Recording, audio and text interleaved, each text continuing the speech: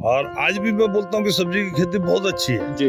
बस आज समस्या ना मजदूरों का है। मछली का रेट तो नहीं बढ़ रहा है उस रफ्तार में जी, फीड का रेट। जो फीड का रेट बढ़ रहा है, तो इसलिए फीड वाला काम मत करो, आप नेचुरल करने की कोशिश करो। नमस्कार किसान भाई और मेरे साथियों, अतुल्य कृषि में आप सभी का स्वागत है। किसान भाइयों, मेरे पास यहाँ पर आप देख पा रहे हैं, ये पूरा तालाब है। यहाँ पर जो है वो पंगास की खेती की जाती है, तिलापिया की खेती की जाती है और हमारी देसी मछली होती है रूपचंदा, उसकी भी खेती यहाँ पर की जाती है।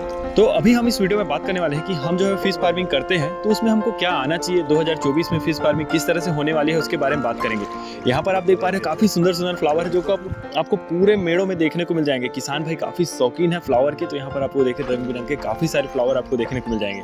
और साथ ही फार्मर जो है वो सब्जी की खेती को छोड़ करके फिश फार्मिंग में आए थे, तो उनको कितना वर्थ लग रहा है फिश फार्मिंग में आना। तो यदि जो है आप मछली पालन में आना चाहते हैं तो आपको एक बेसिक्स आइडिया लग जाएगा कि सही है कि नहीं है, कितना उसमें क्या क्या सावधानी रखनी चाहिए, किस तरह से हम इसमें पालन कर पाते हैं मछली पालन, तो उसके बारे में पूरी वीडियो आप लोगों को देने वाले हैं। तो साथियों, सर हमारे साथ जुड़ चुके हैं। सर, अतुल्य कृषि में आपका स्वागत है। उससे पहले जो चाहूंगा कि सर हमारे जो सामने किसान भाई हैं, हमारे व्यूवर्स हैं, उनको अपना परिचय देंगे। मैं कुंजलाल सिंह, राजपूत फिश फार्म खमरिया। जी। मेरा रेसिडेंस रहना दुर्ग में होता है, लेकिन मैं यहाँ फार्म में अपना घर बना लिया हूँ, मैं यहीं रहता हूँ। जी। और तो सर ये जैसे कि ये फिश फार्मिंग की शुरुआत आपने कब की उसके बारे में बताएंगे। मैं फिश फार्म 2 साल पहले चालू किया। उससे पहले उसके पहले मैं सब्जी का फार्मिंग करता था। जी। तो लॉकडाउन के समय में काफी लॉस हुआ जी। तो उसके बाद में उसको छोड़ के फिर मैं उस फार्म को बेच के सेल आउट करके फिर यहाँ पे आ गया शहर के नजदीक में। जी। यहाँ से शहर 5 किलोमीटर 6 किलोमीटर पड़ता है। जी। फिर यहाँ पे आने के बाद में मैंने मछली का काम चालू किया। तो मैं डायरेक्ट चालू किया, कहीं ट्रेनिंग नहीं लिया। जी। इसके कारण 1 साल तो मेरा वेस्टेज हो गया। जी। अब उसके बाद में किस तरीके से मछली पालना चाहिए ये सब की जानकारी नहीं थी। हम लोग सारी मछली मिक्स अप करके डाल दिए, जिसके कारण से लॉस हुआ। जी। उसके बाद में फिर अभी 1 साल से जो मैं मछली का कर रहा हूँ, जी। तो इसमें सबसे माइनस पॉइंट यही है कि आप कैश जो हाइब्रिड मछली है, जैसे पंकाज है, मोनोसेक्स है, तलबिया है, जी। ये मछली लोग पालते हैं कि बहुत जल्दी बड़ी हो जाती है बोल के, लेकिन सही मायने में ये बड़ी जब ही होगी जब आप इसको खूब दाना खिलाओगे। जी। और ये नेचुरल उसमें फूड में नहीं रहता है ये मछली, इसके लिए टोटल दाना चाहिए जो मार्केट से परचेस करना पड़ता है। तो मैं जब चालू किया था फार्मिंग, तो मेरे को उस समय 1050 रुपये बोरी आता था दाने का। जी। आज 2 साल में वो दाने का रेट आज 1450-1500 रुपये हो गया है। जी। और ये मछली 8 महीने में तैयार होती है। तो 8 महीने में जब वो इतना दाना खा लेती है कि आप निकालते हो तो कई बार ऐसा होता है कि अपने जेब से डालें ये वाली स्थिति आ जाती है। जी।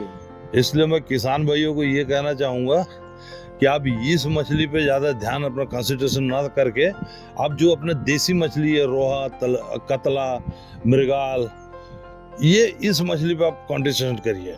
उसमें क्या है कि वो कोढ़ा कनकी में पल जाता है, तो कोढ़ा कनकी काफ़ी सस्ता आता है और उसमें इतना पैसा नहीं लगेगा। जी। तो उसमें आपको डेफिनेटली मुनाफा दिखेगा। और अगर ये पंकाज और ये सब तलबिया आप पालोगे तो ये इसमें आपका दाने में ही पूरा पैसा खत्म हो जाएगा। जी। जो प्रॉफिट है वो पूरे दाने में घुस जाएगा। जी। तो मैं किसान भाइयों को ये सजेस्ट करूंगा, मछली का काम अच्छा है, थोड़ा सा सांप और चिड़िया से और चोरों से बचा लिए आपने तो मछली का काम कोई बुरा नहीं है, लेकिन आप देसी मछली पालिए। ठीक है। तो सर इसमें जो है हम थोड़ा सा फार्म को समझ लेते हैं आपके। तो ये कितने एरिया में है सर आपका फार्म और कितने तालाब हैं यहाँ पर। मेरा पूरा करीब 5.5-6 एकड़ में मेरा पूरा फार्म है, जिसमें मैं आधा 5 एकड़ का पॉन्ड बना के रखा हुआ हूँ। जी। तो 6 एकड़ में मेरा समझ लीजिए कि आप 6 तो मेरे बड़े तालाब हैं जी। 5 एकड़ के, और बाकी छोटे दो डबरी बना के रखा हुआ हूँ, जी। जिसमें अपन दूसरी मछलियाँ डाल लेते हैं। जी। तो ऐसा करके मतलब ये समझ लीजिए 6 एकड़ का मेरा है अभी इस समय। जी।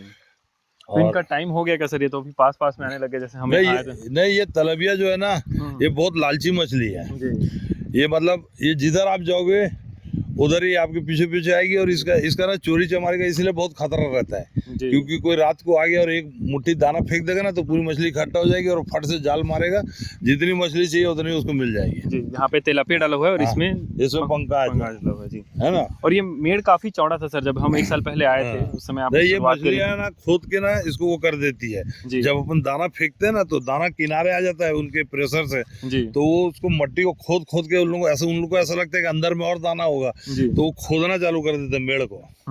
और खास करके एक मछली आती है कोमलकार बोल के, वो तो ना कितना पुराना भी मेड़ रहेगा तो उसको खोद के उखाड़ देगा। वो पूरा पुराना मेड़ है मेरा जी। उसको पूरा खोद दिया कोमलकार। इस तालाब में भी ना कम से कम 2-2, 1.5 किलो 2.5 किलो का कोमलकार है इस तालाब के अंदर, जी है ना। काफी बच्चा दे दिए थे उन लोग। अभी बहुत मतलब एक पाव का तो अनगिनत कोमलकार है, और वो पूरा कई साल पुराना मेड़ है जिसको ना पूरा खोद दिए उन लोग। जी। ऐसा है।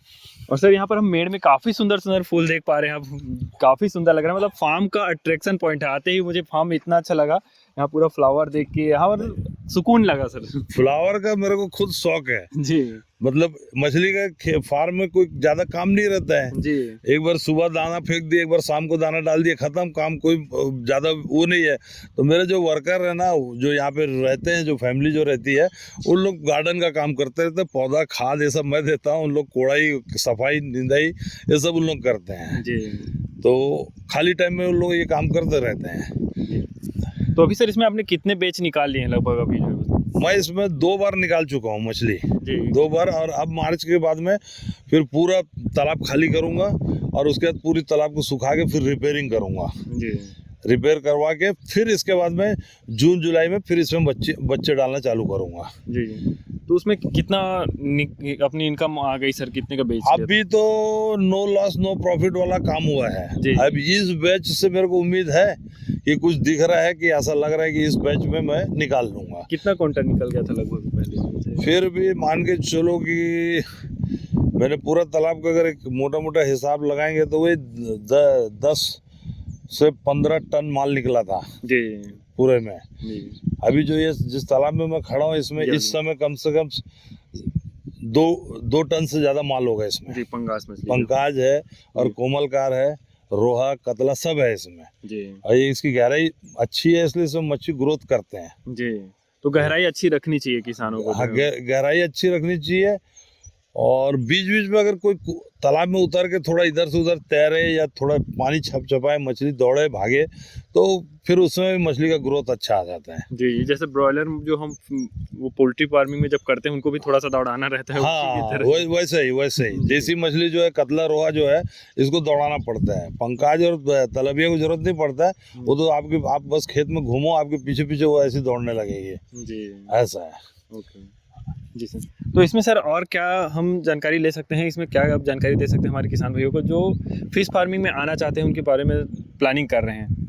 मैं किसानों को एक ही जानकारी दूंगा, पहला मेन जो है जी कि आप छोटा बच्चा तो बिल्कुल मत डालना। जी आप फिंगर साइज का से ऊपर का बच्चा, मतलब वो 1 केजी में 15-20 जो नग आता है वो बच्चा डालना।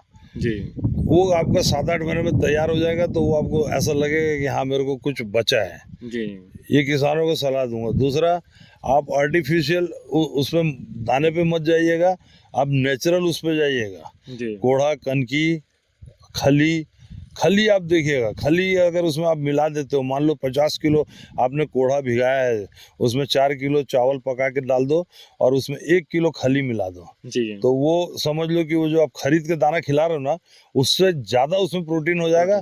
अच्छा, आप पशु जो दुकान होता है मेडिसिन का, वहाँ जाइए, वहाँ पे बोरी में आपको माइक्रोन्यूटन मिल जाएगा, जी उसको डालिए आप 100 ग्राम उसमें जो दाना बनाए आप उसमें छीट दीजिए, और वो दाना फिर बहुत जबरदस्त काम करता है।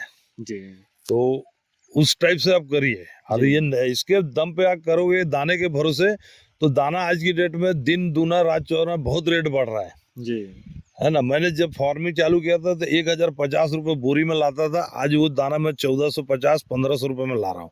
जी मछली का रेट तो नहीं बढ़ रहा है उस रफ्तार में जी, लेकिन फीड का रेट तो फीड का रेट बढ़ रहा है। तो इसलिए फीड वाला काम मत करो, आप नेचुरल करने की कोशिश करो, उसमें आपको समझ में आएगा प्रॉफिट। जी। और सर जैसे आपने बताया कि आप सब्जी की खेती को छोड़ करके फिश फार्मिंग में है, तो उसका अनुभव अपने अपना अनुभव जो होगा हमारे सामने। नहीं, सब्जी की खेती बहुत अच्छी थी जी और आज भी मैं बोलता हूँ कि सब्जी की खेती बहुत अच्छी है। जी बस आज समस्या ना मजदूरों का है, जी लेबर का है। आज वो लेबर मिलते नहीं है, जी तो इसलिए क्या है कि सब्जी की जिस दिन तोड़ाई है तो उस दिन तोड़ाई करना है आपको, जरूरी है, नहीं तो दूसरे दिन वो सब्जी खराब हो जाएगा। खराब हो जाएगी। लेकिन मछली में ऐसा नहीं है, मछली में पड़ा है तो पड़ा है, कोई दिक्कत नहीं है। अगर कोई आ गया, मारने वाले लेबर आ गया तो ठीक है, नहीं आए तो पड़ा है खेत में, एक दिन और दाना खा लेगा। जी लेकिन सब्जी में ऐसा नहीं होता है। सब्जी में आज बरबट्टी तोड़ना है तो तोड़ना है, आज भिंडी तोड़ना है तो तोड़ना है, कल जाओगे तोड़ने तो खराब हो जाएगा। धन्यवाद सर, सारी जानकारियों के लिए। काफ़ी अच्छी तरीके से मुझे भी जानकारी दी आपने, हमारे किसान भाइयों को भी। धन्यवाद। चलिए, थैंक यू।